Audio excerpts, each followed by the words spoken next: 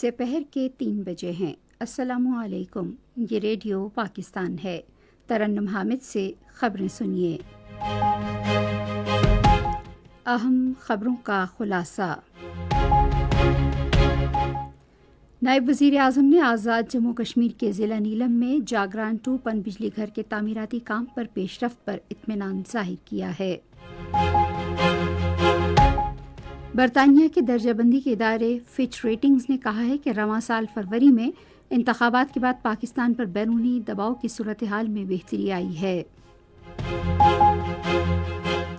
سرکاری حج اسکیم کے تحت پاکستانی حجاج کرام کو واپس لانے کے لیے پروازیں کل سے شروع ہوں گی۔ اقوام متحدہ میں پاکستان نے دہشت گرد گروپوں کی طرف سے جدید اسلحے کے حصول کی تحقیقات پر زور دیا ہے۔ غزہ میں اسرائیل کے جنگی جرائم کے بارے میں ایک رپورٹ آج اقوام متحدہ کی انسانی حقوق کونسل میں پیش کی جائے گی۔ چین اور ملائیشیا نے 5 سالہ اقتصادی اور تجارتی تعاون کے معاہدے کی تجدید پر اتفاق کیا ہے۔ اور T20 عالمی کپ کرکٹ ٹورنامنٹ کے سپر 8 مرحلے کا پہلا میچ آج نارتھ ساؤنڈ میں امریکہ اور جنوبی افریقہ کے درمیان کھیلا جائے گا۔ اور اب خبریں تفصیل کے ساتھ۔ نائب وزیر اعظم اور وزیر خارجہ سینیٹر محمد اسحاق ڈار نے آج آزاد جموں کشمیر کے ضلع نیلم میں زیر تعمیر جاگران 2 پن بجلی گھر کا دورہ کیا۔ انہیں 50 میگا واٹ پیداواری صلاحیت کے حامل اس منصوبے کی تعمیر پر پیش رفت کے بارے میں بریفنگ دی گئی۔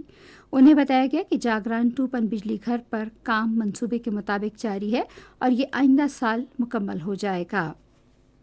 منصوبے پر کام کی رفتار پر اطمینان کا اظہار کرتے ہوئے نائب وزیر اعظم نے یہ معاملہ ایکنک میں اٹھانے کا وعدہ کیا تاکہ اس حوالے سے فوری منظوری حاصل کی جا سکے۔ نائب وزیر اعظم نے جاگران 2 منصوبے پر کام کرنے والے چینی انجینئرز اور پاکستانی ٹیم سے بھی ملاقات کی۔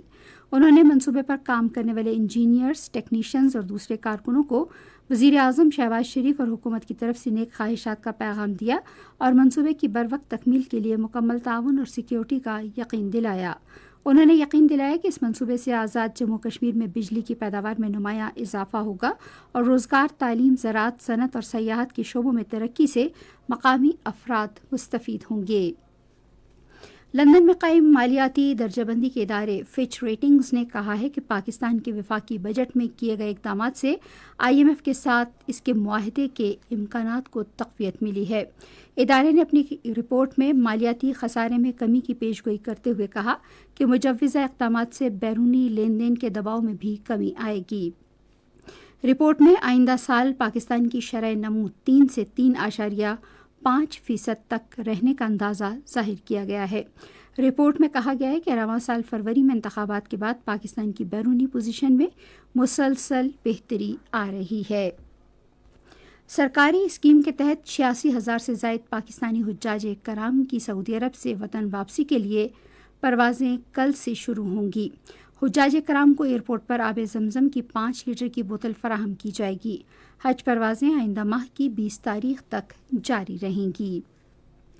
مالی سال 2025-26 کے اختتام پر پاکستان ریلویز میں 820 عالمی معیار کی نئی بوگیاں شامل کی جائیں گی۔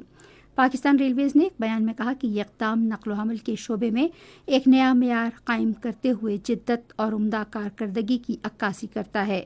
بیان میں کہا گیا ہے کہ چین کی طرف سے ٹیکنالوجی کی منتقلی نے پاکستان ریلویز کو خود انحصاری کی راہ پر گامزن کر دیا ہے۔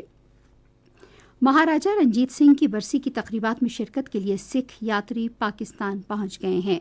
نئی دلی میں پاکستانی ہائی کمیشن نے اس سلسلے میں بھارت سے 509 سکھ یاتریوں کو ویزے جاری کیے ہیں۔ مہاراجا رنجیت سنگھ کی برسی جمعے کو منائی جائے گی۔ عید کے پرمسرت موقع پر گنڈا سنگھ بارڈر لاہور میں پرچم کشائی کی خصوصی تقریب ہوئی۔ عوام کی بڑی تعداد نے تقریب میں شرکت کی۔ اس شاندار تقریب میں پاکستان رینجرز نے عوام کے دل جیت لیے۔ تقریب کے شرکاء نے جوانوں کو زبردست خراج تحسین پیش کیا اور ملکی استحکام کے لیے دعا کی۔ شمالی وزیرستان کے عوام نے پاک فوج کے ساتھ عید الاضحیٰ روایتی جوش و جذبے سے منائی۔ انہوں نے پاک فوج کے جوانوں کے ساتھ والہانہ محبت کا اظہار کیا۔ خوشی کے اس موقع پر پاک فوج کے جوانوں نے عوام میں مٹھائی بھی تقسیم کی۔ شمالی وزیرستان کے عوام نے علاقے میں پائیدار امن قائم کرنے کی کوششوں پر پاک فوج کی تعریف کی۔ یہ خبریں آپ ریڈیو پاکستان سے سن رہے ہیں۔ آج تنازعات کے دوران صنفی تشدد کے خاتمے کا عالمی دن منایا جا رہا ہے۔ رواں سال دن کا موضوع ہے صحت کی سہولیات کی فراہمی پر توجہ۔ اقوام متحدہ کے سیکرٹری جنرل انتونیو گوتریس نے اپنے پیغام میں اس برائی کے خاتمے، متاثرین سے اظہار یکجہتی اور تنازعات کے دوران ہسپتالوں اور صحت مراکز کے تحفظ کی ضرورت پر زور دیا۔ ادھر کشمیر میڈیا سروس کی جانب سے جاری کردہ ایک رپورٹ میں بتایا گیا ہے کہ بھارتی فوجی اہلکاروں نے مقبوضہ خطے میں گزشتہ 36 سال میں 11,263 خواتین کی بے حرمتی کی۔ پاکستان نے تحریک طالبان پاکستان سمیت دہشت گرد گروپوں کی طرف سے جدید اسلحے کے حصول کی تحقیقات پر زور دیا ہے۔ اقوام متحدہ میں پاکستان کے مستقل مندوب منیر اکرم نے ادارے کے چھوٹے اور ہلکے ہتھیاروں کے لیے لائحہ عمل پر پروگرام کی چوتھی جائزہ کانفرنس سے خطاب میں دہشت گرد گروہوں اور جرائم پیشہ تنظیموں کے پاس جدید اسلحے کی موجودگی اور اس کے استعمال کی تحقیقات کرنے کا بھرپور مطالبہ کیا۔ پاکستانی مندوب نے تحریک طالبان پاکستان جیسے دہشت گرد گروپوں سے تمام ہتھیار قبضے میں لینے کے لیے ایک ٹھوس مہم شروع کرنے کی ضرورت پر زور دیتے ہوئے کہا کہ یہ تمام ممالک اور اقوام متحدہ کی ذمہ داری ہے کہ وہ ان ہتھیاروں کی غیر قانونی تجارت، فراہمی اور پھیلاؤ کی روک تھام کے لیے اقدامات کرے۔ انہوں نے بغیر ڈرائیور فضائی گاڑیوں اور ڈرونز جیسی نئی ٹیکنالوجی کے استعمال پر بھی روشنی ڈالی، جن کے باعث چھوٹے مہلک ہتھیاروں کے بڑھتے ہوئے چیلنجز کا سامنا ہے۔ پاکستانی مندوب نے اقوام متحدہ کے ایکشن پروگرام کے لیے پاکستان کی بھرپور عزم کا اعادہ کیا۔ محصور غزہ میں گزشتہ 24 گھنٹے کے دوران اسرائیلی حملوں میں مزید 18 فلسطینی شہید اور کئی زخمی ہو گئے۔ گزشتہ سال 7 اکتوبر سے جاری اسرائیلی جارحیت کے نتیجے میں شہید فلسطینیوں کی تعداد اب 37,000 سے تجاوز کر گئی ہے۔ ادھر غزہ میں میڈیا کے دفتر کا کہنا ہے کہ جنگ زدہ علاقے میں خوراک اور ویکسین سمیت دیگر امدادی اشیاء کی قلت کے باعث 3,500 بچوں کی زندگیوں کو شدید خطرات لاحق ہیں۔ ایک تحقیقاتی کمیشن کے سربراہ غزہ میں اسرائیلی جنگی جرائم کے بارے میں رپورٹ آج اقوام متحدہ کی انسانی حقوق کونسل میں پیش کریں گے۔ رپورٹ میں کہا گیا ہے کہ 7 اکتوبر سے اب تک اسرائیل غزہ میں مسلسل جنگی جرائم کا ارتکاب کر رہا ہے۔ رپورٹ کے مطابق غزہ میں فاقہ کشی، اندھا دھند گرفتاریوں، تشدد، قتل عام اور ہزاروں بچوں کے معذور ہونے کا ذمہ دار صرف اسرائیل ہے۔ لبنان کی سرحد کے قریب واقع ایک گاؤں یارون پر آج اسرائیلی فضائی حملے میں 3 افراد ہلاک ہو گئے۔ ذرائع ابلاغ کی اطلاعات کے مطابق اسرائیلی جنگی طیاروں نے طیبہ، العدیسہ اور مہاجبیان اور ایش شب کے فوجی مقامات کو بھی نشانہ بنایا۔